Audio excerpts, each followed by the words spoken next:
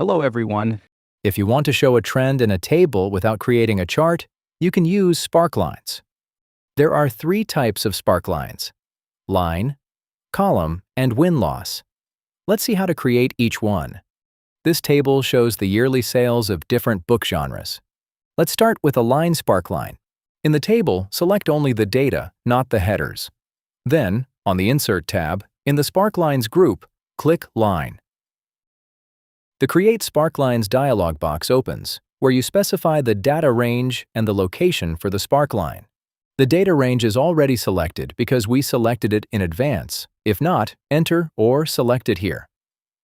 A Sparkline is usually placed next to the data it represents, although this is not required. We'll place it there because it's easier to see which data the Sparkline belongs to. So select the cells next to the data. Click OK, and a Sparkline appears, showing whether the trend is increasing or decreasing. Sparklines are linked to the source data, so if the values change, they update automatically.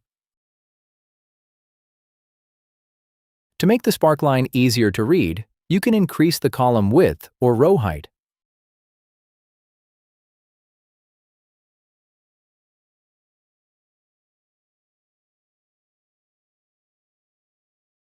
To delete a Sparkline, click it, right-click, point to Sparklines, and choose Clear Selected Sparkline Groups.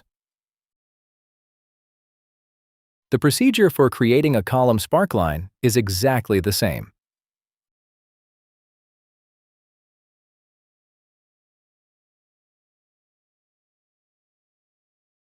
Unlike line and column Sparklines, a win-loss Sparkline is used when the data contains both positive and negative values.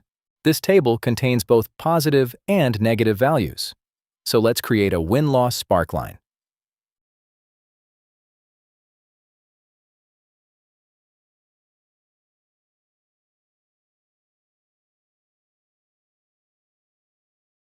Before we finish, here's one more useful feature. Let's switch back to the line Sparkline. One useful feature is the ability to highlight the highest and lowest points. This helps you quickly spot the peaks and dips in your data.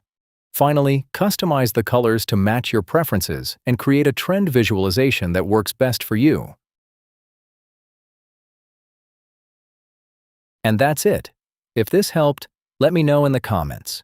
Thank you for watching, please subscribe, and see you next time.